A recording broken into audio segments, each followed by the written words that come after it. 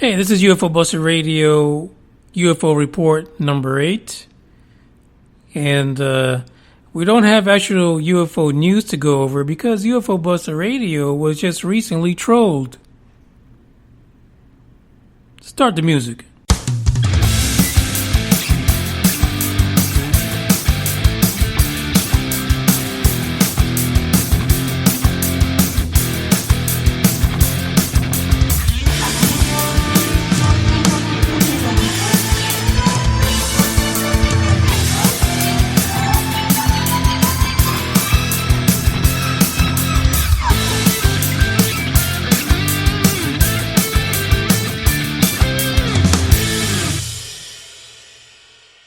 So as you heard before the music came on, there isn't necessarily going to be a UFO report because UFO Buster Radio was recently trolled. That's right. A listener or let's just call him a sheeple. A sheeple by the name of Brian Hodgson, Hodgson, placed a comment on the last episode, specifically regarding the Bob Bigelow information. Robert Bigelow, Moneybags. That's right. I think he took offense because I called the guy Moneybags. So I'm going to read his comment and then we're going to get into it. You guys are going to love this. So he opens up his comment with the word douche. Now, I can honestly say this is the very first time anyone has ever referred to me as a douche. But I'm sure since I've started this podcast, many have, they just haven't put it in writing. So he says, douche insults Bob Bigelow, entrepreneur and UFO ET investigator. Thumbs down. Leave your channel is SHIT. Back to Fade to Black. Well, Bry, first things first. If you don't like what you're hearing, you can always hit pause and leave. And never come back. The truth is, if you're one of the sheeple that listens to what folks like Robert Bigelow have to say, without any kind of research or evidence that what his claims are correct, then yeah, click thumbs down and leave. The truth is I responded to Brian, and besides saying that he was empty-headed and had a great use of vocabulary within his post, I also gave him a thumbs up. Because he pretty much provided us with an example of what someone is, a person that is completely blind to the issues in ufology. He is, what we've said for some time now, part of the Sheeple clan. The truth is, Bry, that I do listen to Fade to Black only when there is someone being interviewed that shows that they have some kind of common sense. The truth is, Fade to Black, filled with a lot of interviews, there are people that I would not interview on my worst day because the stuff that they say is 4.2 far. But if that's your cup of tea, go at it. Now, like I said, I'll go on there and I'll listen to old Mr. Church whenever he's interviewing someone that has a half a sense about them. And not only that they can also provide some kind of documentation, some kind of evidence about what the heck they're talking about. That's not always the case, right? But that's what ufology is about. And I tend to stay away from those that make claims that are just too much or too grand to believe. So, Bry, I understand why you went to Fade to Black. I probably pressed play right behind you. My thing is, don't be a troll. Don't be an idiot. Don't come on here posting all this negative stuff when the truth is you have no idea what Mr. Bigelow has been up to. Moneybags has been keeping whatever research he has secret. And that's the truth. That's actual fact. Him saying that aliens are here, well, unfortunately for all of us, there isn't a single person that's given us factual evidence that that is the case. There is no hard evidence, folks. Otherwise, we wouldn't be hearing this constant cry for disclosure in movies like Unacknowledged, in emails with John Podesta. If we had solid, undeniable proof that this was the case, Stephen Greer would be a non-factor, and so would many of the other YouTube famous ufology folks. We wouldn't hear from them. We wouldn't need them. You wouldn't need UFO Buster Radio either, because the issue would be identified.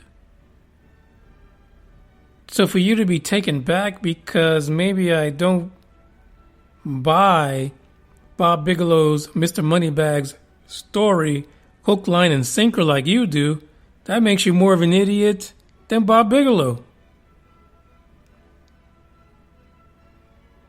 And so we'll get into Bob Bigelow in a second, but first, I played the clip from 60 Minutes, and it was, when I first heard the clip, there was something really strange about Bigelow when he responded to the question about aliens being on the planet. There's this laugh. There's this laugh that is just, it could be one of two things. Let me just go ahead and play it. It's not going to make a difference. It's not going to change reality of what I know. Do you imagine that in our space travels we will encounter other forms of intelligent life? You don't have to go anywhere. You can find it here. Yeah. Where exactly? It's just like right under people's noses. Oh my gosh. So when I hear that laugh, and you may want to just replay that laugh just one more time. Just close your eyes, take a deep breath, take it in, and listen to his laugh. To me, that laugh, when being confronted on the issue of ETs on Earth, in his belief, one of two things comes to mind. Either that triggered some form of psychosis to which he's not taking his medication for, or it was one of those little snarky laughs that says, I know a secret you do not. And the only issue I take with that is that he wasn't just talking to the interviewer. He made a statement that the world is being visited by ETs. So basically, he is no better than the government that we say is holding things back. I mentioned in the last episode that Mr. Moneybags went in and purchased the Skinwalker Ranch in Utah. He purchased this from the family who was having a lot of issues with things that they perceived as being like portals, cattle mutilations, and just entities all over the place. Creatures, Bigfoot, whatever it was, it ended up on that property. So in the late 90s, Bob Bigelow and a team of scientists and military people went in, that was a Moonraker phone, went in and purchased this Skinwalker Ranch. In purchasing the ranch, he created an organization called the National Institute for Discovery Science. He basically manned that place, that institute, which was a ranch, 24/7 with all kinds of scientific instrument and all things going on. As a matter of fact, it is reported by George Knapp that he visited the institute at one point and was given a lot of really scary paranormal type reports that many individuals that were staying there that were prior military scared them enough that they would not return to the Skinwalker Ranch. So the research continued at Skinwalker Ranch until 2004. Apparently, the activity seemed to subside, and the NIDS, or the National Institute for Discovery Science, or NIDS, was closed by Robert Bigelow. I can find no books, no official reports from NIDS regarding what they found. And there are stories that they had an incident with a TR-3B. They came across plenty of orbs, and in fact were chasing down some sheriff because he had a report of seeing an orb, and apparently it was really, really significant enough for Bigelow and his crew to chase that sheriff down to get coordinates as to where exactly he came across that orb. But none of this is published in any scientific manner, nor did this group share things in a way that could resolve the UFO phenomena. In fact, I spent this afternoon searching scholarly papers, and the only mention that I came across of NIDS was by no one other than Jacques Vallée. Jacques Vallée wrote a paper July 2014. In that paper, he stated the following. He says, in the United States, the National Institute for Discovery Science, NIDS, and the Bigelow Aerospace Corporation have initiated a series of special catalogs to safeguard their own reports from public sources and from their staff. The author was tasked with the development of a data warehouse consisting of 11 separate databases to support this research. The project was known as Capella.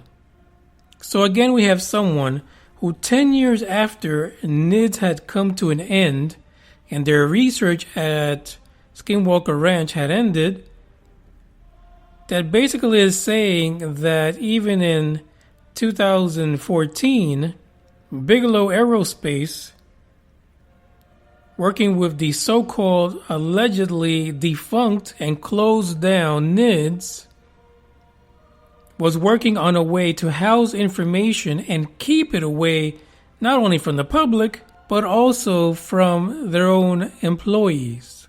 So for this being someone that Bri gets all upset about as being such a great entrepreneur and a fantastic UFO researcher, on one of those points, he seems to be keeping everything a secret. So giving him the award for Researcher of the Decade might be a little bit of fake news.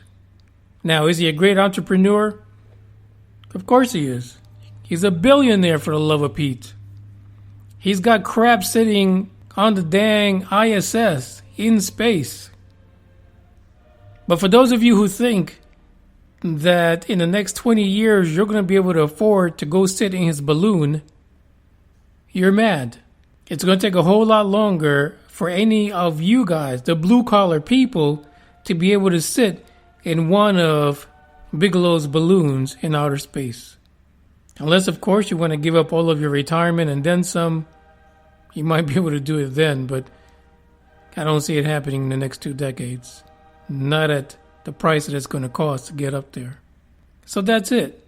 If you are a sheeple, you're going to believe anything that is said, especially in that moment. You're going to believe it because you want to believe without there being credible evidence. And having someone that has $1 billion to throw around does not make him a credible individual without them supporting their claims. Now, am I telling you guys that there is no way that ETs are coming here? I'm not saying that. What I'm saying is, that there has yet to be a single person to provide credible, undeniable, irrefutable evidence that that is the case. And if Bigelow, with his snarky little laugh or his moment of psychosis, whichever you think it fits under, has that evidence, he's keeping it from all of us. So this has been Manny the Douche Moonraker signing off. And I hope I haven't lost some of you. But this trolling business, just gets 4.2 far. Sayonara.